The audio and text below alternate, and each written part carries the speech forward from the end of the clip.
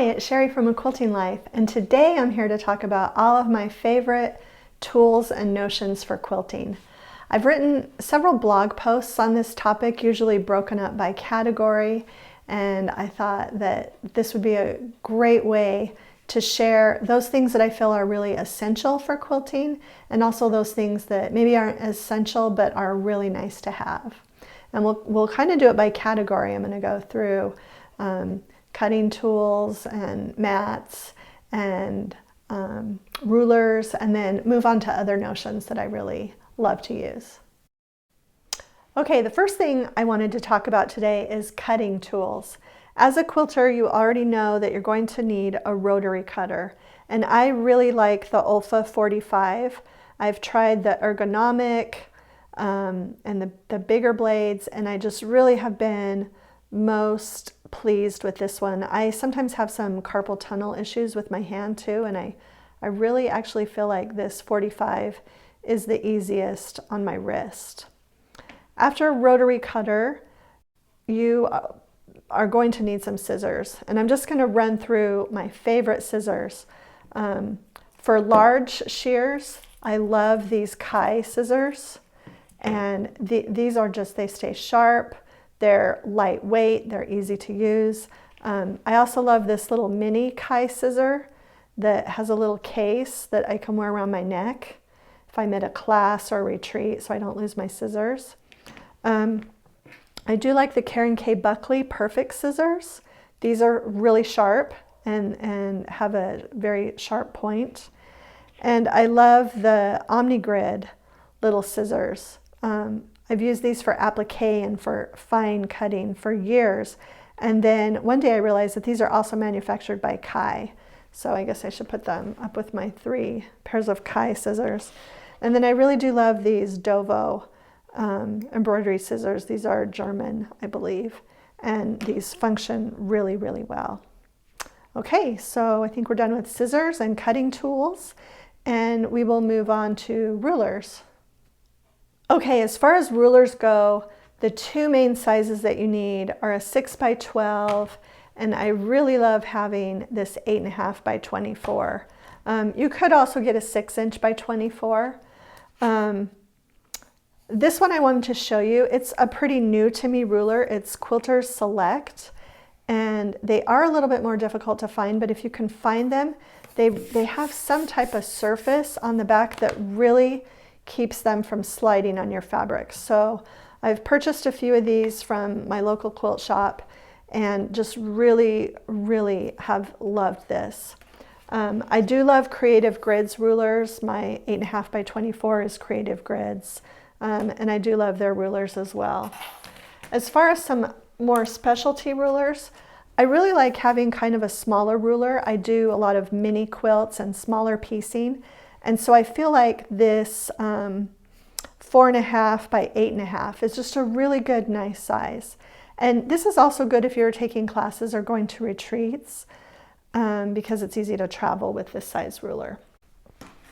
Couple specialty rulers now. Love my Fit to Be Quarter 6.5 for trimming half square triangles. This also comes in a 9.5-inch size and a 2.5-inch size. Great ruler because it's great for half square triangles and quarter square triangles, and it has increments, lots of different increments for measuring. This one I've done a complete video on, the simple folded corners, and it comes in 2 different sizes, so you can watch the video on that. But this is a great specialty ruler that I use pretty much every day. Finally, as far as rulers go, and I've also done a separate video on these, but Flying Geese Block Lock, and they come in a lot of different sizes. They're especially helpful for if you're making really tiny, teeny tiny little flying geese. This is the best way to get them accurate. And they are kind of pricey. You do have to buy these separately. There are a few different sets that come with like 3 in a set. It's good to get them that way.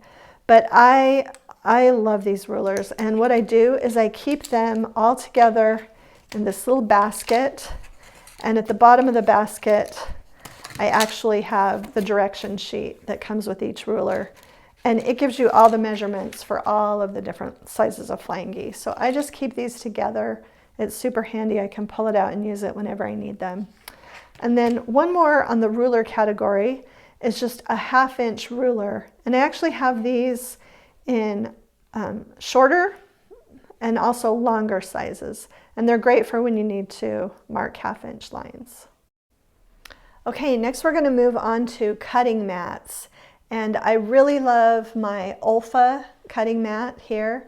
I love the new navy ones that they just came out with in the past year or so. So I love that. Some other cutting mats that I like are, I love to have a small cutting mat to set next to my machine.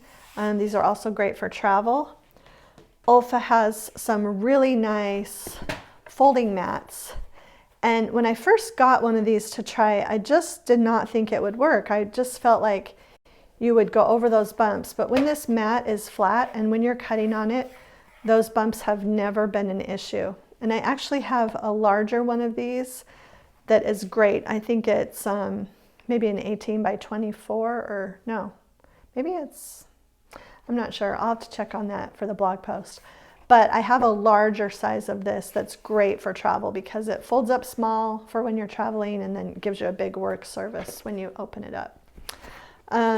Finally, in the cutting mat section, it's really nice to have a rotating mat when you're trimming.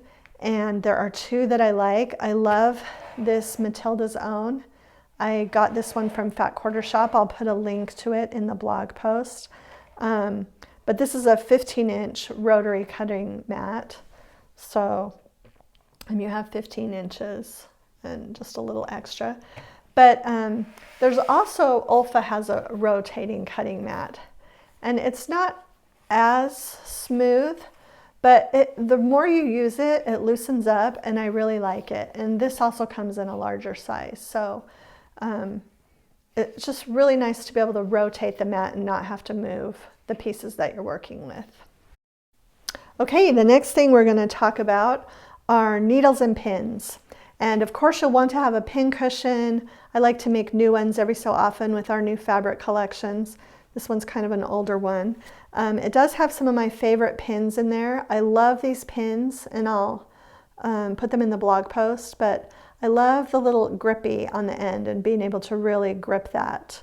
And they come in this little container like this. I believe they're called Perfect Pins, but I will link those. For applique, or if you just want a shorter pin, I love these Clover applique pins. And I just keep them in their box. As far as needles, I like the straw needles for most of my hand sewing. Size 10 because the eye is a little bit bigger. And you can also, I think I have size 9, 10, and 11 that I use regularly, but mostly the 10s. And then I really do like these Primitive Gathering binding needles for doing my binding. So those are kind of a favorite needle as well. Okay, we're going to move on to thread now. And I do love Aurifil.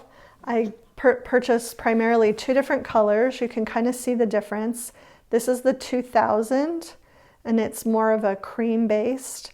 And this is an off-white, the 2026. I really don't like to use just pure white thread. I really like this 2026.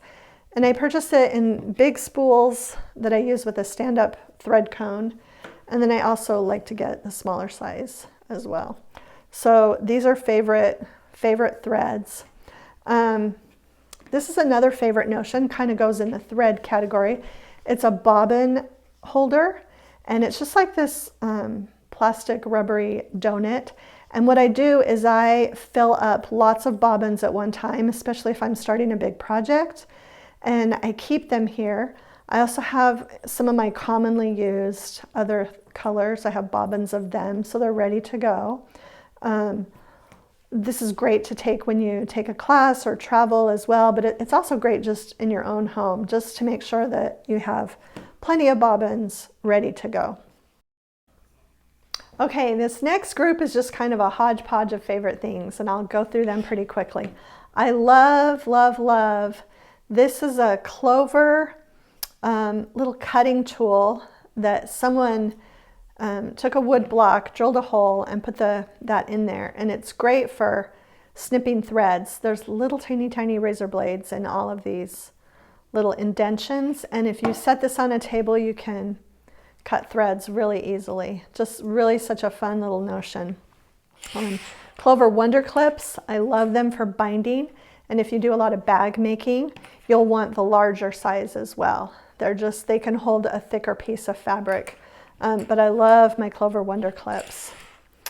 This is a Clover chalk marker, and you can't see it, but there's a little rotating wheel and there's chalk inside of here, and it will draw a chalk line on your fabric.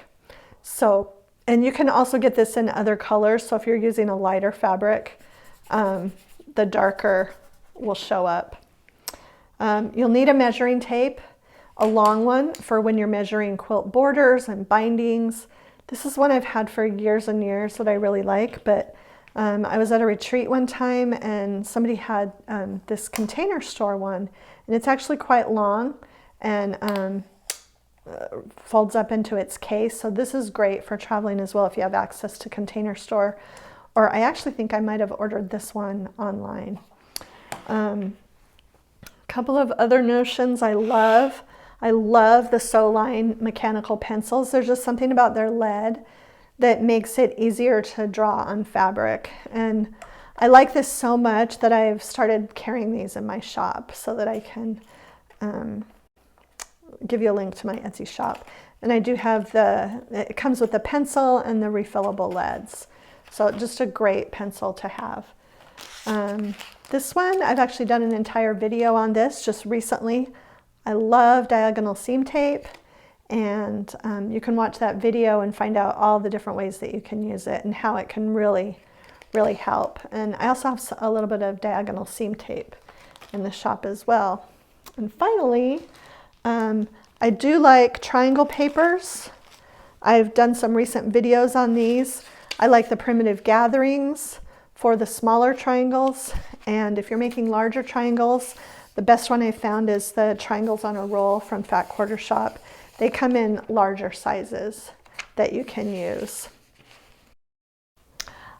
I hope you enjoyed this video on my favorite notions. I feel like so many of these things are the things that I use every single day, and I will link them in the blog post for this video so that you can find some of them that you might not be familiar with. And if you enjoyed this video, I hope you'll subscribe to the YouTube channel, and thanks so much for stopping by.